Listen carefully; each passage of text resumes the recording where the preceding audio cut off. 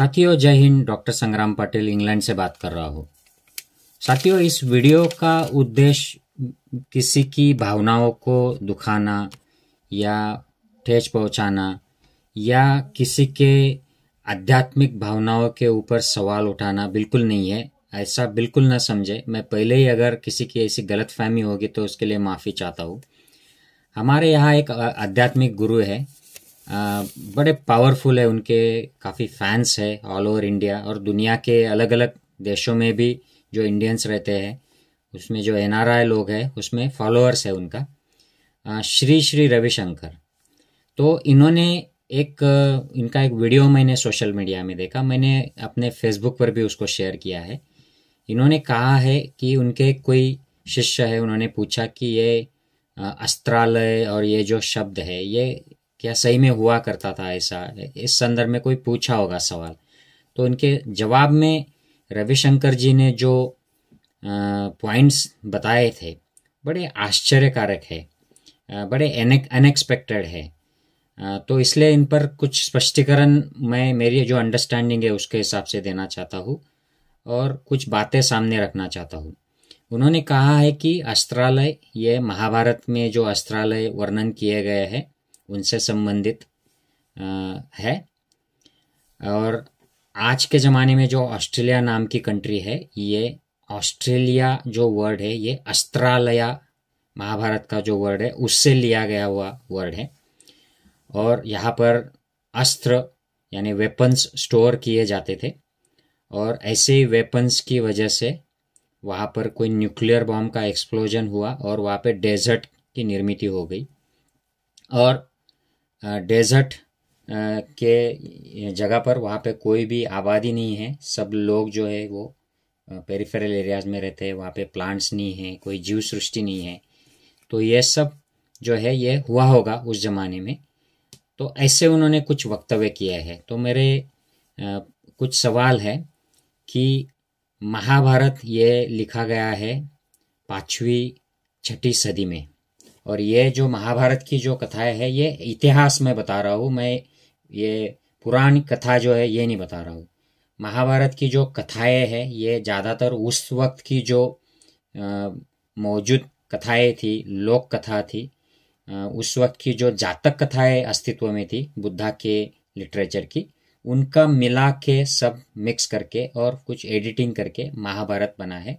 महाभारत बनने का भी इतिहास है। उसके पहले शुरू में जय नाम की ये ग्रंथ हुआ करती थी, जय के बाद ये भारत नाम का ग्रंथ हुआ और फिर उसमें और एडिशन आ गई, महाभारत हो गया। महाभारत में कृष्ण आ गए और कृष्ण के द्वारा बताई हुई जो गीता है वो आ गई, जो पहले के जो आवृत्तियाँ थी उनमें नहीं थी। तो ये 5वीं 6ठी 7वीं शताब्दी में इनके ये अलग अलग इसके आवृत्तियाँ आई है, एडिशंस आई है। ये इतिहास है, मैं मेरे मन की बात नहीं बता रहा हूँ, आप कोई भी इतिहास ढूंढ लीजिए। हालांकि इनमें जो बातें हैं, कुछ कथाएं हैं, पुराण कथाएं हैं, ये बहुत सारी जातक कथाओं में से ली है और उस वक्त की कुछ और एग्जिस्टिंग कथाएं रही होगी, उनकी मिला के ये बनाई गई है। तो साथियों इसमें अब बात यह है कि अस्त्रालय जो इस महाभारत की कथाओं में अस्त्र रखने की जो जगह है, ये ऑस्ट्रेलिया आज की जो ज्योग्राफिक है ये है ऐसा कहना, इसके कोई भी एविडेंस नहीं है, क्योंकि ऑस्ट्रेलिया ये कॉन्टिनेंट है पूरा, ये सदर्न कॉन्टिनेंट है और इसमें जो डेजर्ट है ये कम से कम 10-15 लाख साल पुराना है। और महाभारत की कथाएं जो है ये 5वीं 6ठी सदी की जो है उस वक्त के अस्तित्व में हुई कथाएं हैं। तो इसको कोरिलेट करना और कहना कि ये उस वक्त का अस्त्र रखने की ये जगह थी और उस वक्त वहाँ पर न्यूक्लियर एक्सप्लोजन हुआ था, ऐसा कहना ये बिल्कुल मैच नहीं करता है, लॉजिकल नहीं है, विवेकपूर्ण नहीं है। दूसरी जो बात है साथियों कि इसमें बहुत बड़ा दावा रविशंकर जी करते हैं कि न्यूक्लियर बम फटा होगा।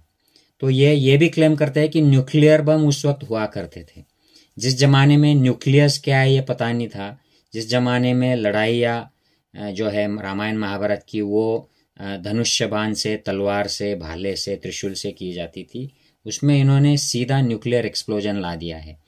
तो ये जो बात हो गई, ये जो कुछ लोग क्लेम करते हैं कि रामायण जब लिखी गई थी वो भी तीसरी चौथी या 5वीं सदी में लिखी गई थी रामायण। उसमें भी जातक कथा है, दशरथ जातक कथा जो भगवान बुद्ध के ज़माने की जातक कथा थी, वो दशरथ कथा से वो ली गई थी और उसका एक्सपांशन करके रामायण लिखी गई है। तो उसमें ये हवाई जहाज का वर्णन आता है। तो कुछ लोगों का मानना है कि हवाई जहाज वहाँ पर हुआ करता था, प्लास्टिक सर्जरी से गणेश जी हुए थे। तो ये ऐसी वाली बात हो गई कि ऑस्ट्रेलिया का जो डेजर्ट है वो न्यूक्लियर बम की वजह से हुआ, और वो जो शस्त्र हुआ करते थे वो महाभारत के जो हमारे योद्धा थे पांडव कौरव उनका था। तो इसके कोई आधार नहीं है, ये लॉजिकल नहीं है साथियों। दूसरी बात जो वो कहते हैं कि डेजर्ट की उत्पत्ति न्यूक्लियर बॉम्ब से हो गई, ये कंप्लीटली अनसाइंटिफिक क्लेम है। ये गलतफहमी पैदा करना है। डेजर्ट्स किस तरीके से पैदा होते हैं ये हमें अब पता है। जैसे कि भारत में एक डेजर्ट है और वो अप्रॉक्सीमेटली 10-15 हजार साल पहला, जो राजस्थान में जो डेजर्ट है वो पुराना है, 10-15 हजार साल। मिडल ईस्ट के जो डेजर्ट्स है वो 50 से 100 करोड़ साल पुराने हैं। ऑस्ट्रेलिया का जो डेजर्ट है वो 10-15 लाख साल पुराना है। और अगर न्यूक्लियर बॉम्ब से डेजर्ट तैयार होते हैं तो आज तक सिर्फ जापान के ऊपर न्यूक्लियर बॉम्ब का प्रयोग किया गया है और वहां पर कोई भी डेजर्ट नहीं पैदा हुए हैं। तो ये कुछ मैच नहीं होता। और डेजर्ट कैसे पैदा होते हैं इसका एक जियोलॉजिकल जियोग्राफिकल स्टडी है, साइंटिस्ट ने ये सब क्लियर किया है कि डेजर्ट्स कैसे पैदा होते हैं। तो ये भी लॉजिकल बात नहीं है। तो तीसरी बात जो है साथियों, जो महत्वपूर्ण है कि ऑस्ट्रेलिया और ऑस्ट्रेलिया क्या ये एक ही है, क्या ये सिमिलर है? तो बिल्कुल नहीं है।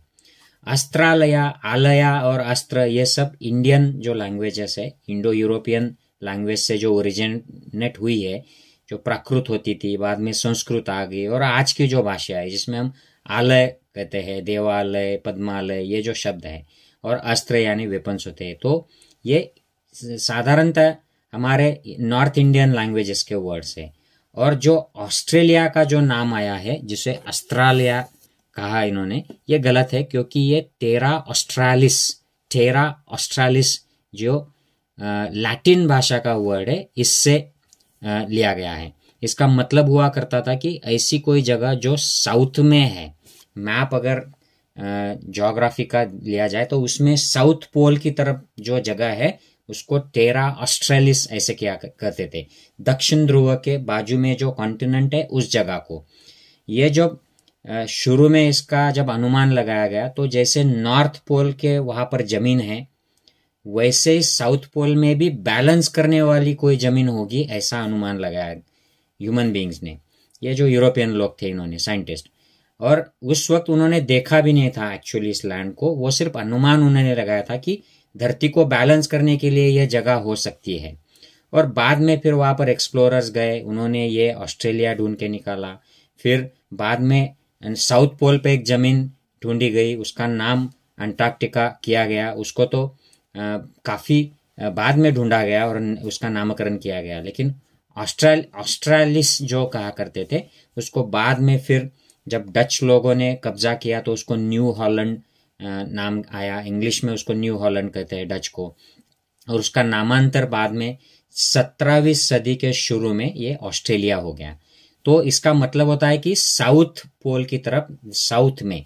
और आज भी कॉमन वर्ड ऑस्ट्रेलिया में डाउन अंडर कहते हैं। ऑस्ट्रेलिया और न्यूजीलैंड को डाउन अंडर, यानी मैप में अगर हम देखें तो उसको डाउन अंडर यानी कि काफी सारा नीचे साउथ में, ऐसा उसका वर्णन कहते हैं। ऑस्ट्रेलिया ज्यादातर लोग, ऑस्ट्रेलिया न्यूजीलैंड के लोग कहते नहीं है, वो डाउन अंडर ही कहते हैं। तो ये वर्ड जो है ऑस्ट्रेलिया, इसका ऑस्ट्रेलिया से कोई भी रिलेशन नहीं है। इसका जो डेजर्ट है उसका न्यूक्लियर एक्सप्लोजन से कोई भी रिलेशन नहीं है। डेजर्ट्स ऐसे एक्सप्लोजन से नहीं क्रिएट होते हैं, ये एनवायरमेंटल चेंजेस जो लॉन्ग टर्म होते हैं पर्यावरण के, उसकी वजह से होते हैं। और तीसरी बात जो है, जो महाभारत का जो ऑस्ट्रेलिया ये जो बताया गया है, इससे कोई रिलेशन नहीं है, क्योंकि महाभारत ये काफी नई बात है। और डेजर्ट्स क्रिएट होना या ऑस्ट्रेलिया कॉन्टिनेंट एग्जिस्ट करना, वो कॉन्टिनेंट पैदा होना, ये करोड़ों साल की बात है। तो मैं आशा करता हूँ कि ये एक्सप्लेन करता है। और मैं अपील करता हूँ श्री श्री रविशंकर जी के जो भी फॉलोअर होंगे उनसे कि आप ऐसी बातों को प्लीज़ फॉलो मत कीजिए। वो अगर आपको कोई मेडिटेशन टेक्निक बताते हैं तो अच्छी बात है, आप वो कीजिए, लेकिन ये जो ऐसी जो गलत फहमियाँ पुराण कथाओं की, फेक कथाओं की जो फैलाते हैं उसको आप मत स्वीकारिए। और इतिहास के बारे में आप इतिहास में उसकी खोज कीजिए, क्योंकि काफ़ी सारी चीज़ें ये आध्यात्मिक पुरुषों को मालूम नहीं होती है। पीछे मैंने एक वीडियो देखा था जिसमें जो जग्गी जो है सदगुरु, उनको विश्व की उत्पत्ति के बारे में पूछा गया था और वो ऐसे ही घुमा फिरा के अपनी इंग्लिश स्टाइल में स्मार्ट इंग्लिश में बात कर रहे थे, लेकिन it didn't make a sense. तो उनको विश्व की उत्पत्ति के बारे में ऐसे लोगों को पूछना ये उनके लिए भी सही नहीं है। फिर वो उलझन में पड़ जाते हैं और वो अपने तरीके से कुछ बोलना है इसलिए बोल जाते हैं, इससे गलत फहमियाँ पैदा हो जाती है। आध्यात्मिक पुरुषों ने सिर्फ अध्यात्म के बारे में कमेंट करना चाहिए, ना कि हिस्ट्री और origin of Australia, nuclear explosion, origin of deserts, ये सब गलत है। मैं आशा करता हूँ कि I have made a sense. If you like this point please do share with others. Take care. जय हिंद।